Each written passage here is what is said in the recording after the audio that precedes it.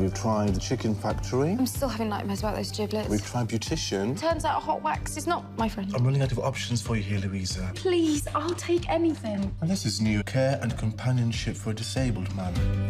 Do you have any experience of caregiving?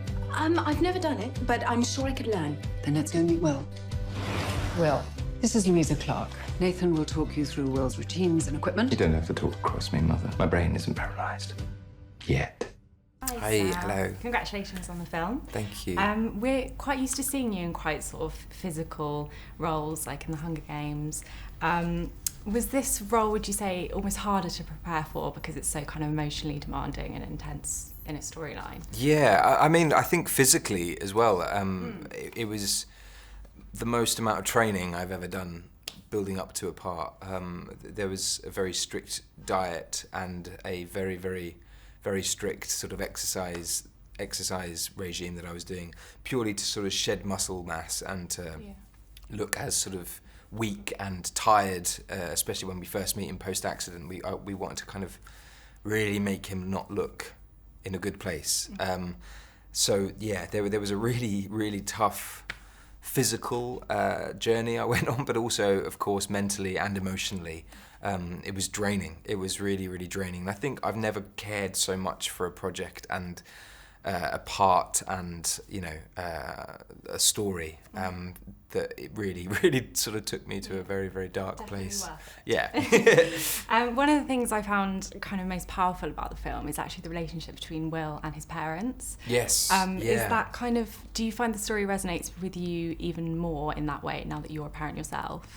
No, I mean, I think you're right. For me, I was, you know, when we were filming this, I was very, very much a part of it. And I think especially when you go back to the source material, the relationship between his parents and him is very, very odd. Not odd, but it's complicated and complex. And him doing what he does at the end of the movie is a release for him. It's a very selfless act. He wants to basically allow them to live their lives without having to focus and worry about him, because he's very proud and he wants to, you know, rid people of the complications. Sure. So for me, that was definitely one of my fafavourite relationships to explore, and to have the two of them playing my mum and dad was like a dream. I mean, I should definitely be 6 foot something because they're both very tall. But yeah, now I'm a parent. It's definitely, I suppose, a new aspect of film that I've started exploring. Yeah. And a couple of years ago, you were Glamour's Man of the Year. Yes. Who would, if you could pick anyone, who would be your Man of the Year? I'm going to say Eddie Redmayne, just because he's a very good friend and someone who I think I've always aspired to be like. He was on my first ever job, and I think watching him grow, especially now as an actor, with each job that he does and each decision that he makes, really is quite inspiring to me. So I'm not sure whether he's already been a Man of the Year. He may have already. He definitely deserves to be. He really needs to be, yeah. And including this film, you've taken a lot of roles that have come from books first.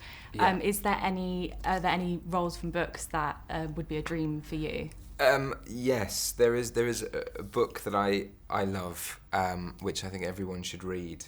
It's called The Art of Racing in the Rain, and it's a story about a man and his dog, and family life, but told through a dog's eyes, and it's really quite a magical book. I think it's my favourite book, and the part of, you know, the man is definitely something I'd like to do, but whether or not that, you know, how that works, I have no idea.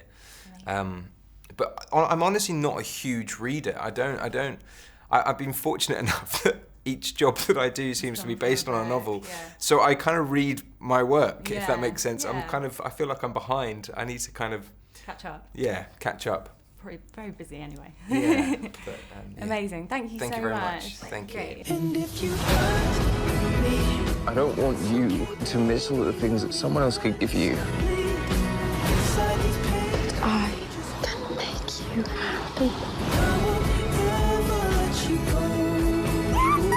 I have become a whole new person because of you. Do you know something, Clark? You are pretty much the only thing that makes me want to get up in the morning. Wait for me to come home.